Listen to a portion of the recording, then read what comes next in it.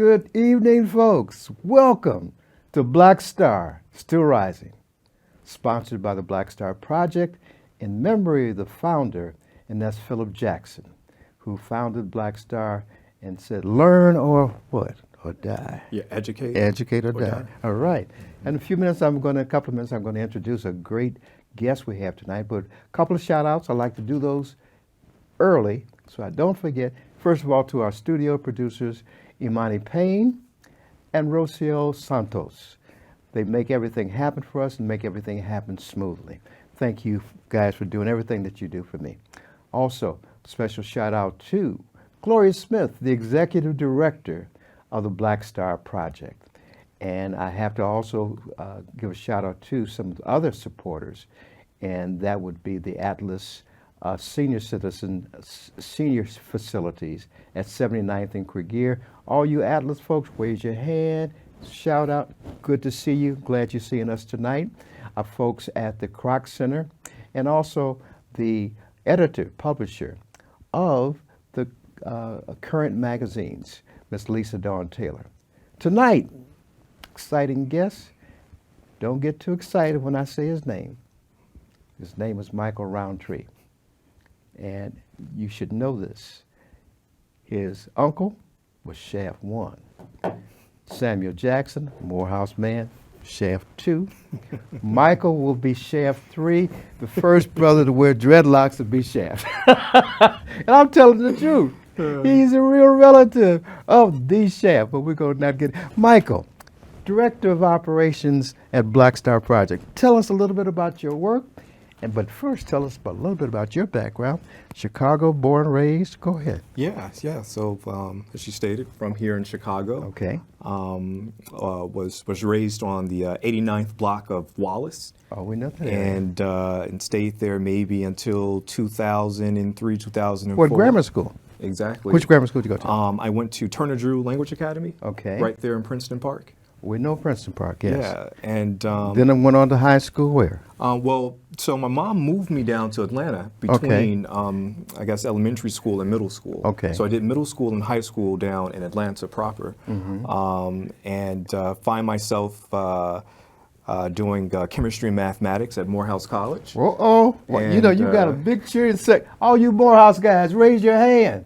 Spelman ladies too. Right. But you Morehouse guys, you raise your hand. This is one of the strongest alumni group in the world, next to Alpha Phi Alpha, of course. Well, but you got a strong, I really admire the Morehouse men. If I could do it over again, I'd be a Morehouse man too.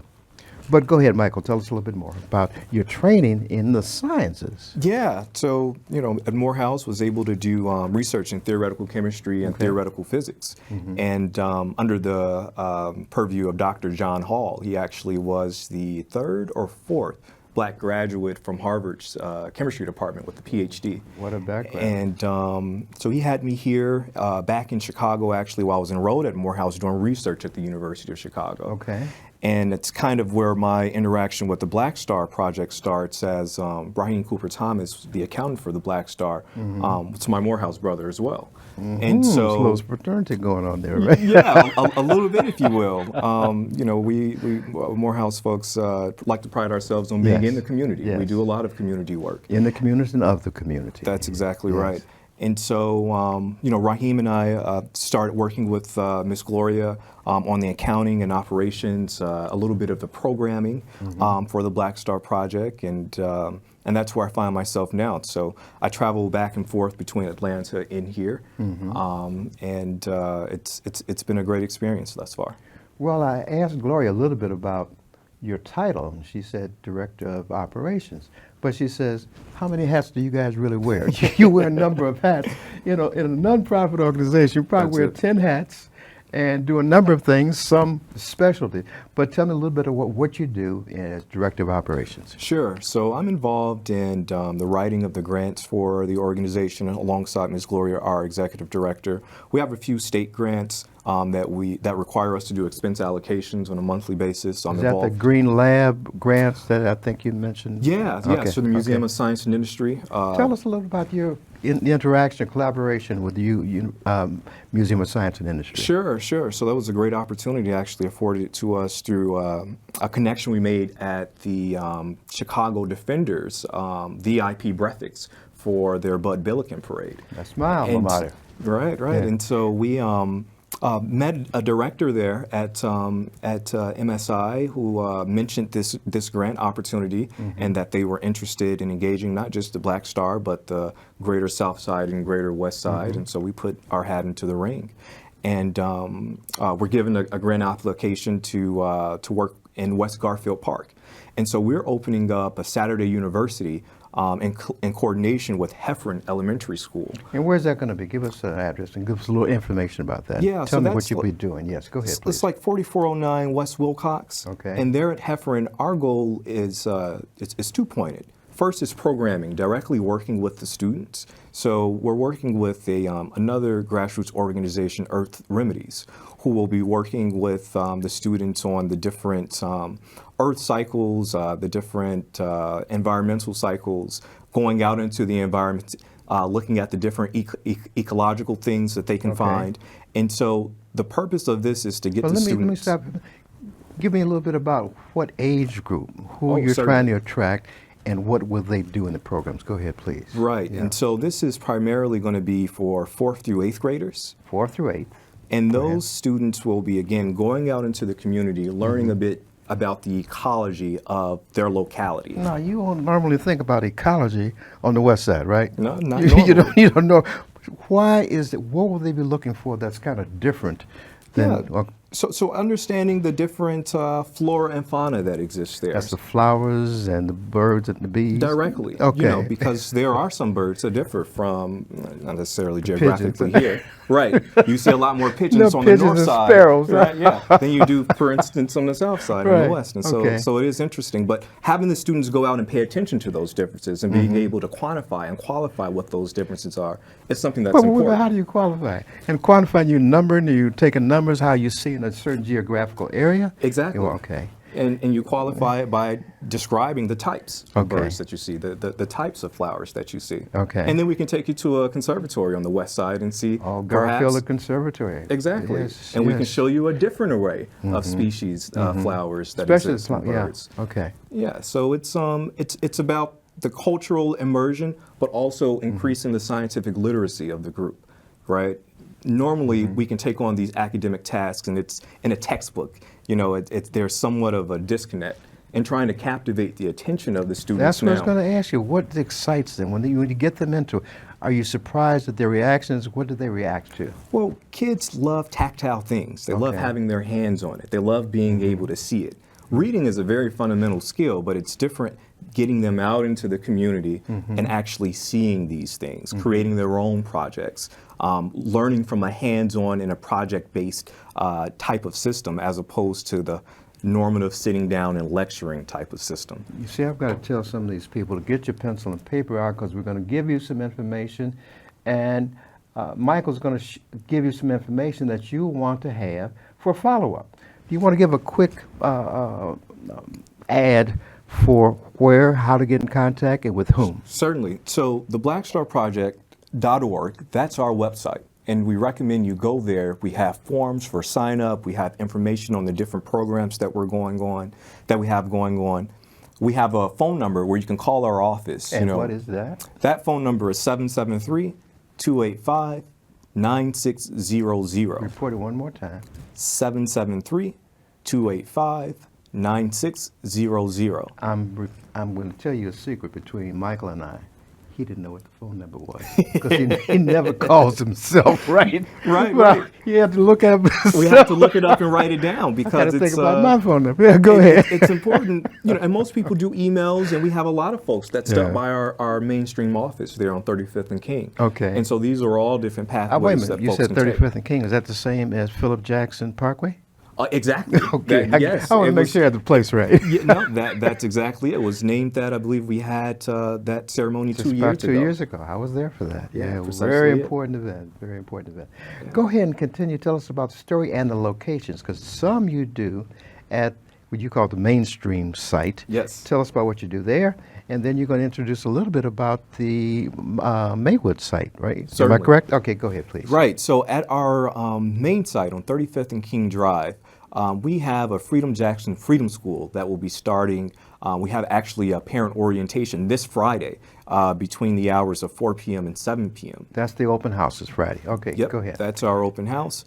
And this program will be servicing students, really doesn't have a youngish age, if we will. We had toddlers that were there, but up to 5th grade. So from toddlers up to 5th grade, and those students will be doing some educational enrichment as well as some community engagement things there at that office. And this will take place on Saturdays from 10 a.m. to 1 p.m. Repeat that part. Saturdays, 10 to 1. And how do they get enrolled into the program? And what Certainly. are the qualifications for that, please? So the qualifications are that you can make it to our site. That's Okay. it. That you can make it Oh, down really? to Okay. 35th and King. Okay. And enrollment for that process, again, is on our website at theblackstarproject.org. And you're able to look for the Philip Jackson Freedom School. And there's a sign-up sheet there for you to log into. Alternatively, again, you can give us a call. Should I say the number? Why not? You will remember this day. 773-285-9600. Okay. As you give us a call, if you don't get us, leave a voicemail, as it's a system that we do monitor. Oh, I got to stop you there. He's for real. They monitor it. You're not calling and nobody answers eventually or gets back to you. Tell us about that. It's how you differ from other organizations. Sure. Well, we have an internal team. We have Zaid McClellan, and that's one of the individuals that helps us manage not just the office and our programs, but this voicemail that we speak of. And so on a weekly basis, we're looking at this voicemail, seeing the calls we missed, conveying to the executive director as well as the other individuals the messages that have been left. Received, okay. Yeah. And so, I recommend, again, if you're interested in coming down to our main office, that you give us a call or go to our website to sign up for that Philip Jackson Freedom School in Bronzeville.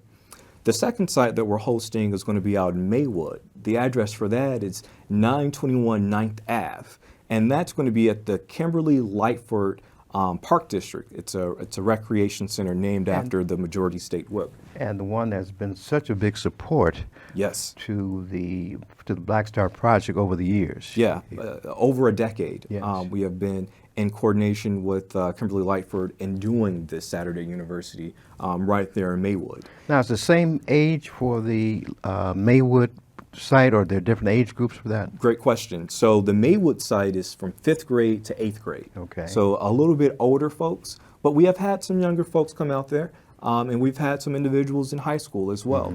In fact, some of the individuals that have graduated out of Kimberly Lightford, our Saturday University, still come back to engage the younger students, both in a mentoring capacity, but also in a setup capacity. They help us with operations and logistics, making sure the students are where they should be, making sure lunch is set up the way that it should be, so on and so forth. And I think you referred to that as peer mentoring. Certainly. That sounds like an exciting concept, that peers mentor peers. Tell me what you've observed about that process. Yeah, it's an integral process to any child's development, because we can do a lot to make sure that they individually develop, but it's the onus on the community to give back. And I think giving back in 8th grade or 9th grade makes it normative, so that you're not my age, 28, 29, 30, trying to figure out what can I do in the community, or how can I give back. You have a track record of understanding what your strengths are, where your weaknesses are, and how you can engage in a productive way. And so it's amazing that the students get that opportunity. And I just want to take the peer mentoring idea, if you will, and blow it up a little bit, because it's an intergenerational thing at Black Star. Oh, you're talking my language now. Certainly. So Octogenarian. we have individuals from just about every generation that you can think of, within the past seven generations, past 70 years, at the Black Star Project, engaging not just the students, but each other in a truly communal way. One of the things that I should highlight is the trip that we just took this past Oh, weekend. that trip to the NBA All-Star game That's down in Naptown. That's it. Tell us about that. Indianapolis. What was it like? With how many kids you took down there? We took maybe about 42, 43 kids and maybe 7 or 8 of their parents. Did you need a chaperone for each one? Because that's Well, we broke up into groups, so not every parent attended, Right. but thank God we did have those chaperones, because as you can imagine, the kids, they get excited. herding kittens, or herding cats, right? Right. They can get excited, and as they should be. The Black Star Project sits in a unique position where it's just a joy, an honor, a privilege to be able to take these students, these same students, in fact, that we're talking about from our Saturday University, who we put through the ringer educationally, who's giving up Saturday to do educational enrichment. We take those same students to events like this so that they get a chance to have a reward for the educational investing that they're doing. And So that's not just to show them how to be an NBA basketball Oh, star. not at I all. mean, there's some other things that you That's- can do in life. That is the smallest. Besides NBA. Yeah, that is the smallest. The smallest thing that we highlight, being able to do the sports. In fact, Coach Q, Brian McCoy, was the founder of BDM Sports and Education, who the Black Star collaborated with for this trip. His whole goal is to show students the entire ecosystem that's behind sports. So not dribbling the ball, not throwing the ball, but the producers, as we paid homage to those that helped us making this happen, to the analytics person, the ones that are looking and making sure that the stats are correct, to the coaches, to the news reporters. There's a lot that goes on in the world of sports, and these students were directly introduced to that. I mean, they had the chance to meet the owners of the Chicago Sky. So could they talk about maybe I can be an owner one day? Yeah, Certainly. certainly. And all these different skill sets that can be employed and still be a part of a NBA team or NFL team or whatever. Exactly. And the joy, the glow in their eyes that comes from that's why we're here. Okay. What did the kids enjoy the most? Because I heard too, I didn't know that 2 HBCU teams were playing part of the preliminary parts leading up to the That's All-Star. exactly it. Tell us a little bit about the HBCU influence. Yeah, so on Saturday, it was Winston-Salem University, or Winston-Salem College. In North Carolina, South Carolina. I believe it's North. Okay. But don't quote me. Don't. I won't. They have a very Anyway. strong fan Yeah, base I'll there. bet. So don't I want to don't go get you hard in on trouble, me. yeah. Right. And they faced against Virginia Union. Okay. And it was a great experience for the students to be able to see, because these, again, are college students playing on the floor with the NBA logo. Right. This is man. the height of what they can do in their sport. And so it was nice for the students to be able to see that, to see their respective bands, to be able to see the But cheerleaders. there was a battle of the bands there, like at the classic, football classic? It certainly wasn't like the classic. Not like the classic. It wasn't not like as the well, classic, yeah. but the bands were there and you could hear them. You could get okay. into the culture and the spirit of the HBCU, and so that was nice for the students to see. The fraternities, the Divine Nine, were out there, and so that was very nice. Yep. The I'm students- going to say he amen to that. yeah, the students were able to see a bit of the 06. of the Q Dogs. They were there. They did a few performances and such. I'm The sorry. 8-5 folks. I know we're sitting in black that's and gold right. here. Yeah, I right. understand. I get it. But the students just enjoyed that, yeah, and many yeah. questions came from it. Well, what was that about? What does it take to be in a fraternity? What do they do? And so, that entire engagement piece, again, is why the Black Star exists, to show the students, that there's more to the community. There's more outside of the south and west sides of Chicago. Let's get out there and do. Tell us about the connection between what you're doing and your particular initial emphasis in the sciences. Sure. Tell about, was it the STEM and et cetera? Go a little bit into that. Yeah, so, Parents, keep abreast, keep your notes so you can write in notes to us about this. We want you and want Michael to know what you're interested in. Go ahead, Michael. Certainly. So, I didn't have much of a choice as it relates to engaging in math and science growing up. Okay. You know, my mom, she has her doctorate in nurse practice. My dad has his master's in computer science. Both teachers. Dad was a teacher in Chicago public school systems. My mom was one down in DeKalb County. And so education is just something that is me. I don't think that there is a difference. Not the thespian part of you. Well, right. The academic side of me.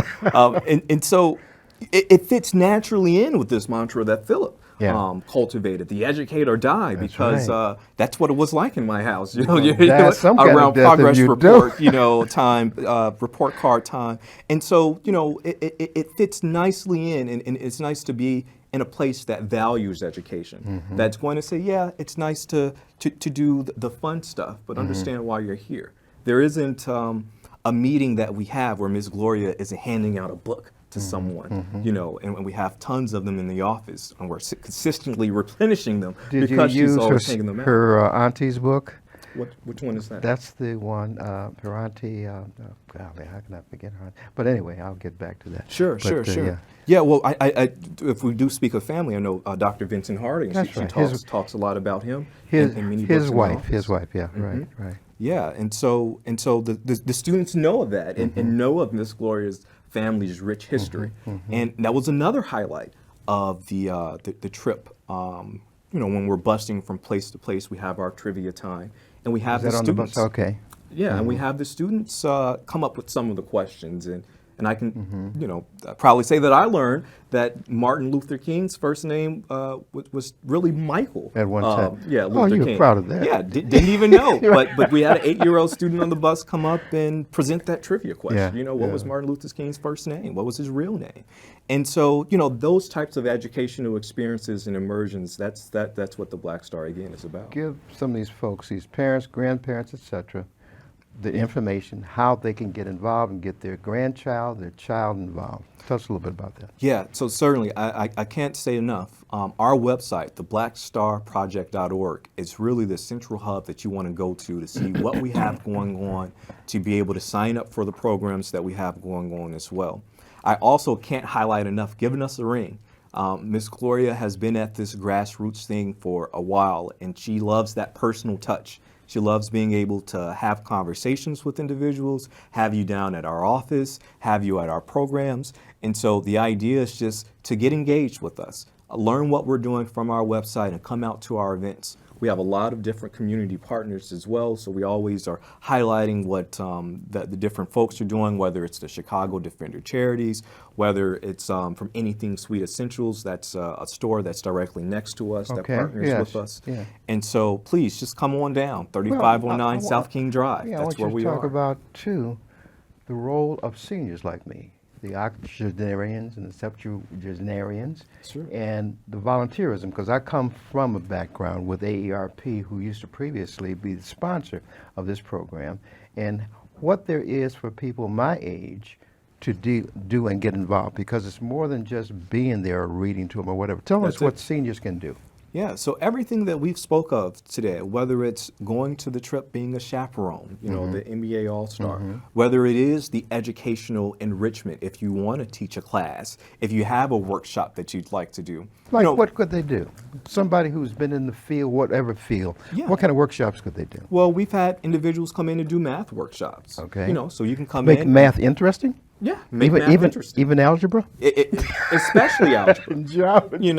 Linear algebra is directly associated. Oh, wait a minute. There's another aspect of algebra that I missed? Yeah, it's directly associated with making money, which all of the students love. Directly associated with stocks and so on and so forth. Okay. And so those type of workshops are needed. But certainly those that work with their hands. I would love to have a wood shopping masterclass at the Black Star for our students to engage in.